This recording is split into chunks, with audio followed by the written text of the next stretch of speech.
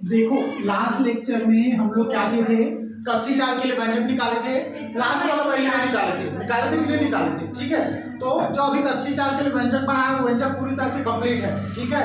इसको उसमें नहीं बनाना है, ये अलग कंडीशन है, लेकिन इस कंडीशन की आवश्यकता आपको आगे के व्यंजक में पड़ेगी, इस वजह से इसको पढ़ाना जरूरी है, ठीक है। तो आपका कौन सा कंडीशन निकाल रहे हैं, यदि कोई उपग्रह पृथ्वी के बहुत ज्यादा निकट हो, बहुत ज्यादा निकट का मतलब है बेटा, अगर ये आपका पृथ्वी है, ठीक है, ये क्या है पृथ्वी की त्रिज्या है, तो उपग्रह क्या हो, बिल्कुल यहाँ पर हो, इधर देखो। अब उपग्रह क्या है, बिल्कुल जस्ट ऊपरी हिस्से में हो। पहले क्या कंडीशन में क्या होता था, यहाँ पे उपग्रह रखते थे तो उसका ऐसा कच्ची चाल बनाए थे, अभी बनाए थे कि नहीं बनाए थे, कच्ची चाल व्यंजक में, ठीक है। तो इस उपग्रह को यहाँ से हटा के कहाँ शिफ्ट कर दिया, जस्ट ऊपरी हिस्से में, ठीक है। तो जस्ट ऊपरी हिस्से में शिफ्ट किए, उस कंडीशन का है। तब लिखेंगे यहाँ पे देखो, यदि उपग्रह पृथ्वी के बहुत ज्यादा निकट हो, तब के कंडीशन में क्या हो जाएगा, जो r+h लिखा है इसका मतलब क्या होता था, यहाँ पे ये वाला r मानते थे हम लोग, और ये वाला कंडीशन को क्या मानते थे, एक्स्ट्रा हाइट मानते थे, ठीक है। तो दोनों को जोड़ के लिखते थे, यहाँ पर लिखते थे कि नहीं लिखते थे, रेडियस को, ठीक है। तो इन दोनों को अगर मान के चलो, यहाँ से मैं उपग्रह को कहाँ शिफ्ट कर दिया, यहाँ शिफ्ट कर दिया, तो मेरे पास हाइट बचा क्या, ये वाला हाइट बचा नहीं बचा, क्या बचा, सिर्फ r बचा। यहाँ पर मैं क्या लिख सकता हूँ बेटा इसको, यदि उपग्रह पृथ्वी के बहुत निकट हो तो r+h को लगभग मैं किसके बराबर मान सकता हूँ, r के बराबर मान सकता हूँ, हाँ समसमान, लगभग क्या बोले सर आप, सर्वांग सर्वांशम ऐसा कुछ बोलते हैं,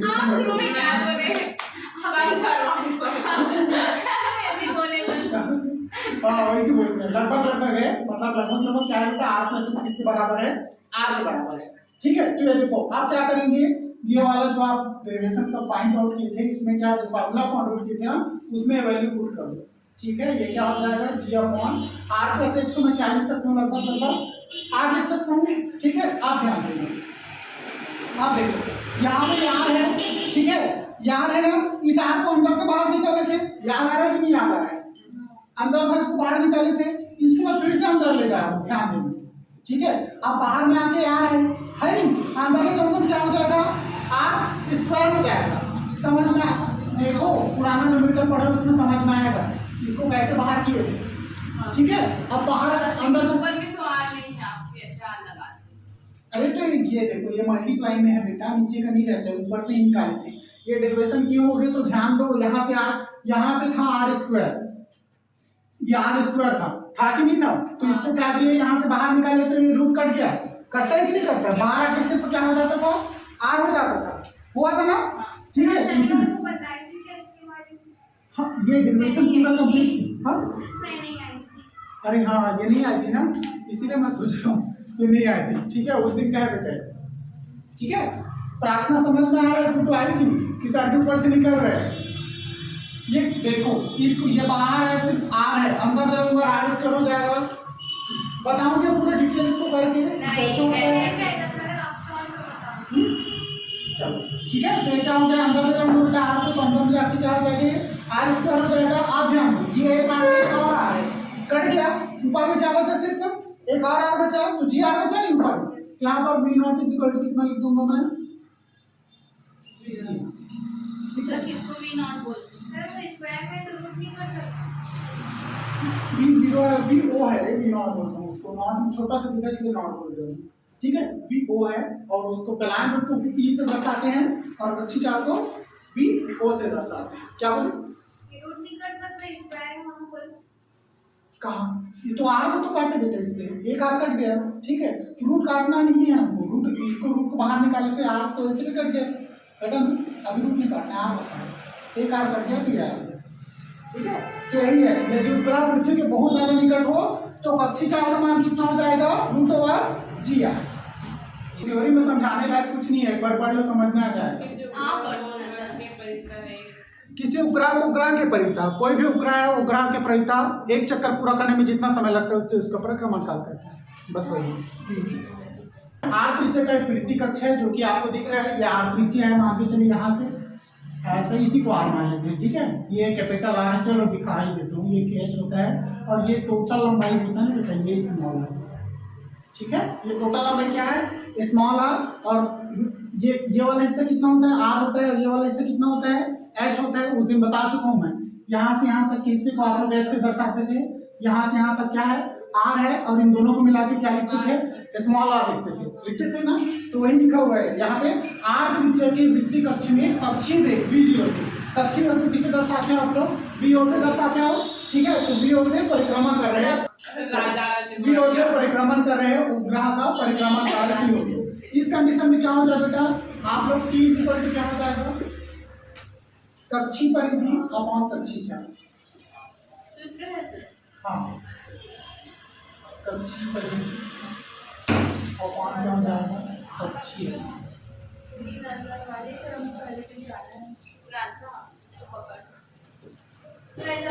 आप ध्यान दो इधर, वृत्त की परिधि क्या होती है, किसी को पता है, 2 पाई आर होती है ना।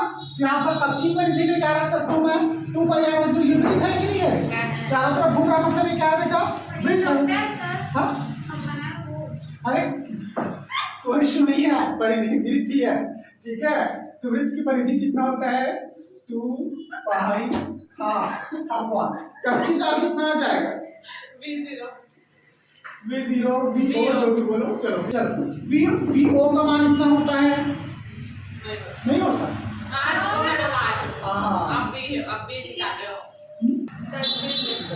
ठीक है। तो क्या हो जाएगा, gm अपॉन r, यहाँ पे फिर इसका वैल्यू रख दो, तब t इक्वल टू कितना हो जाएगा, 2 पाई r अपॉन vo कितना है यहाँ पे, रूट ओवर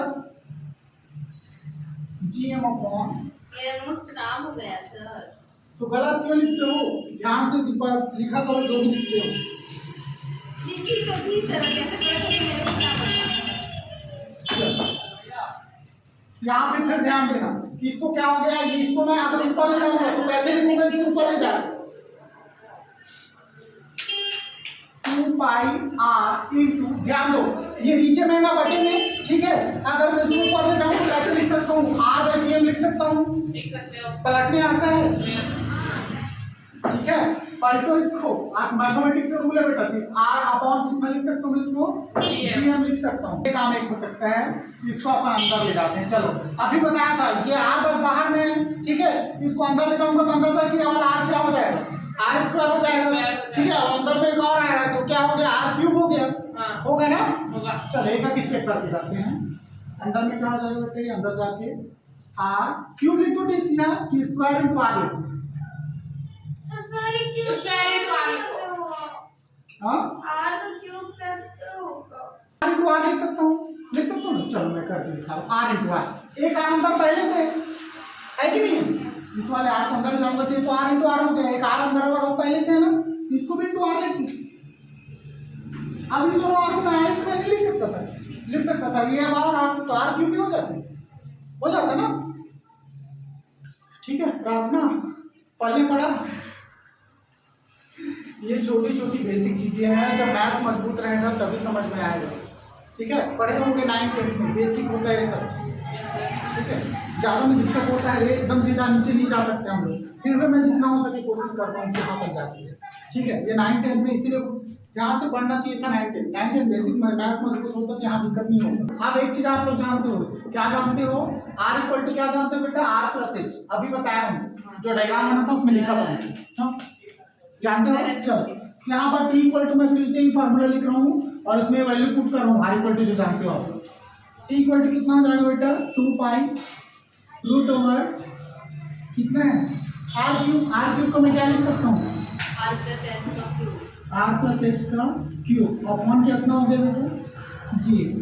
चलो इक्वेशन नंबर 2,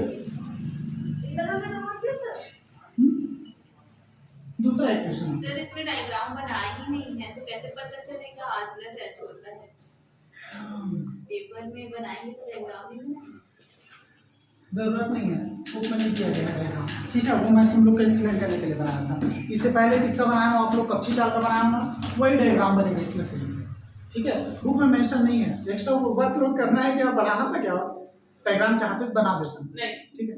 बस समझाने के लिए मैं फिर भी बनाया यहाँ पे क्या होता है, ठीक है। अब आप लोग जानते हो जी इक्वल टू क्या जानते हो, जी एम अपॉन, ये फिर से जानते हो क्या जानते हो, G M upon R square, ठीक है। चलो अब यहाँ पे जीएम लिखा हुआ है तो इसको मैं आर को इधर ट्रांसफर कर दूँ तो जीएम का मान निकल जाएगा नहीं, ठीक है। यहाँ पे मैं क्या लिख सकता हूँ बेटा, जीएम इक्वल टू क्या लिख सकता हूँ, आर स्क्वायर को इधर ट्रांसफर कर दो, मल्टीप्लाई करने आता है डायरेक्ट मल्टीप्लाई, तो ये कितना हो गया, GM equal to G R का स्क्वायर, ठीक है। तो यहाँ पर फिर लिख लेना जीएम का मान समीकरण 2 में रखिए, ठीक है। और ये कहाँ से आया सबको पता होगा, जी और जी में संबंध देखोगे तो समझ में आएगा, हर चैप्टर इसलिए बोलो लगातार पढ़ो, ठीक है। जी इक्वल टू क्या होता है, जीएम अपॉन आर स्क्वायर, ये समीकरण 2 में रखने पर समीकरण 2 आपको ऊपर में दिख रहा है, टी इक्वल टू कितना हो जाएगा 2 pi root over R plus H का क्यूब अपॉन जीएम का वैल्यू कितना हो गया नीचे में जी आर का स्क्वायर, ठीक है। चलो यहाँ पर फिर इधर ध्यान दो, ठीक है, 2 पाई। अब यहाँ से मैं क्या करना चाहता हूँ, यहाँ जो आर स्क्वायर है, ठीक है, इसको मैं बाहर निकालना चाहता हूँ, तो आर स्क्वायर बाहर निकलेगा कि आर बाहर निकलेगा, आर बस बाहर निकलेगा, ठीक है, क्योंकि रूट ओवर है ना, इस वजह से रूट कट जाएगा, सिर्फ आर बाहर निकलेगा। तो ये क्या हो गया, आर अंदर में क्या क्या बच गया, रूट ओवर क्या क्या बचा, आर प्लस एच का क्यूब, आर प्लस एच का क्यूब अपॉन क्या बचा, ठीक है। चलो ये हो गया आपका इक्वेशन नंबर 3। अब छुट्टी नहीं होगा, एक और डेरिवेशन करेंगे इसके बाद। यहाँ पर लिख लेना समीकरण 1, 2 व 3 किसके लिए व्यंजक है, उपग्रह के परिक्रमण का के लिए व्यंजक है।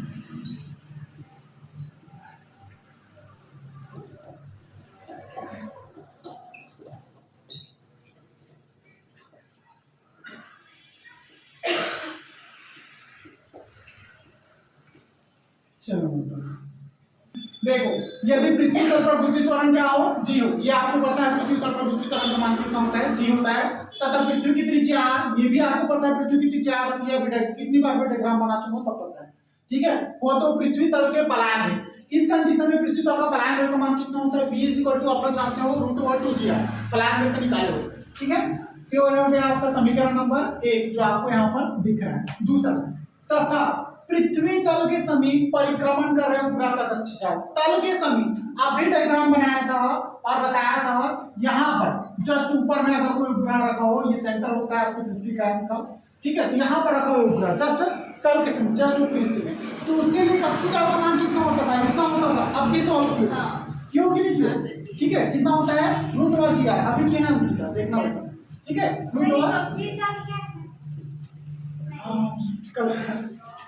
कल का लेक्चर देखो, मतलब कल का नोट्स लेना, पढ़ना समझना है, कक्षीजाल को पूरे डेरिवेशन पे रख के देखना। ये समीकरण 1 और 2 हो गया, यहाँ पर क्या लिखेंगे, फिर समीकरण 1 को 2 से भाग देने पर, समीकरण 1 को 2 लिखेंगे, 2 से भाग, 2 को 2 से कैसे भाग, समीकरण 1 को 2 से भाग देंगे, ठीक है। चल समीकरण 1 देख लो क्या लिखा हुआ है, v अपॉन 2 कितना है, v का वैल्यू कितना है, √2gr अपॉन नीचे में कितना है, √/gr, ऐसे लिखना चाहिए। अब इसको v0 को इधर पक्षांतर करना है, अब